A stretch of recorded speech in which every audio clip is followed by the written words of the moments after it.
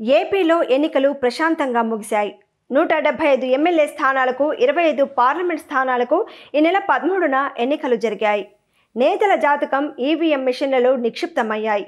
గెలుపుపై ఇరు వర్గాలు కూడా ధీమా వ్యక్తం చేస్తున్నాయి.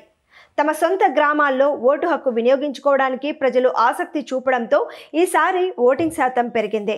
ఏపీలో దాదాపు 81% ఓటింగ్ జరిగింది. 2019 సార్వత్రిక ఎన్నికలతో పోలిస్తే ఇది ఎక్కువే. గత ఎన్నికల్లో 79.8% పోలింగ్ నమోదైంది. పోలింగ్ సరళిని బట్టి ఏ పార్టీ అధికారంలోకి వస్తుందో చెప్పలేని పరిస్థితి నెలకొంది. ఓటర్ల తీర్పు ఎలా ఉండబోతోందో అని నేతలు సైతం ఆందోళనకు గురవుతున్నారు.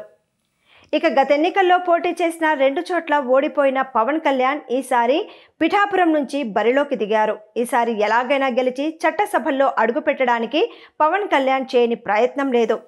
దాదాపు 90,000కు పైగానే కాపు ఓటర్లు నియోజకవర్గంలో ఉండటంతో పవన్ అక్కడి నుంచి పోటీ చేసి చూశారు. పవన్ కళ్యాణ్ కోసం తెలుగు ఇండస్ట్రీ మొత్తం కూడా కదిలొచ్చి ఆయన కోసం ప్రచారం చేయడం జరిగింది. టీడీపీ శ్రేణులు కూడా సహకరించడంతో పవన్ గెలుపు ఈజీగా అని అంతా భావిస్తున్నారు.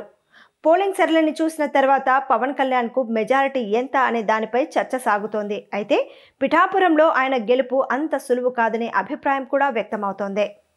పోలింగ్ తర్వాత 2 రోజులు 1,00,000 మెజారిటీ అన్న జనసేన, టీడీపీ నేతలు ఇప్పుడు 10 నుంచి 20,000 మెజారిటీ వస్తుందని చెప్పడం సంచలనంగా మారింది.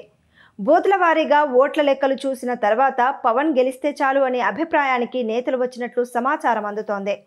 అధికార వైసీపీ నుంచి వంగా గీత బరిలో ఉండటంతో ఓట్లలో భారీగా చీలికలు వచ్చినట్లుగా తెలుస్తోంది. పిఠాపురంలో ఆమె ఒకసారి ఎమ్మెల్యేగా పనిచేసి ఉండటం, స్థానికురాలు కావడం వంగా గీతకు కలిసి వచ్చినట్లుగా లెక్కలు చెబుతున్నాయి. పిఠాపురంలో మొత్తం 90,000 దాకా కాపులు ఉంటే యూత్ ఓట్లు అన్ని దాదాపుగా పవన్కే పడినట్లు తెలుస్తోంది. ఇక మధ్య వయసు మహిళల ఓట్లు మాత్రం ఖచ్చితంగా వంగా గీతకే మద్దతు నిలిచినట్లు తెలుస్తోంది. ఇలా కాపుల ఓట్లలో వయో విభేదంతో పెద్ద చీలిక వస్తోంది. మిగిలిన కులాల్లో ఎస్సీలు, బీసీలు, మైనారిటీల్లో మాత్రం అధిక శాతం ఓట్లు తమకే పడతాయని వైసీపీ లెక్కలు వేసుకుంటోంది.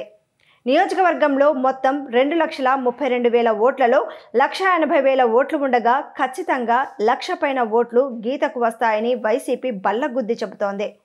పైకి జనసేన కనిపిస్తున్నప్పటికీ గ్రౌండ్ లెవెల్లో మాత్రం దానికి విరుద్ధంగా ఉన్నట్లు కనిపిస్తోంది. పోలింగ్కు ముందు వరకు కూడా పిఠాపురంలో 1,00,000 మెజారిటీ అన్న నేతలు, కార్యకర్తలు ఇప్పుడు 10 నుంచి 20,000 మాత్రమే మెజారిటీ వస్తుందని పందేలు కాసే వరకు వచ్చింది పరిస్థితి. మరి పిఠాపురంలో పవన్ కళ్యాణ్ విజయం సాధిస్తారో లేదో తెలియాలంటే జూన్ 4వ తేదీ వరకు వేచి చూడాల్సిందే.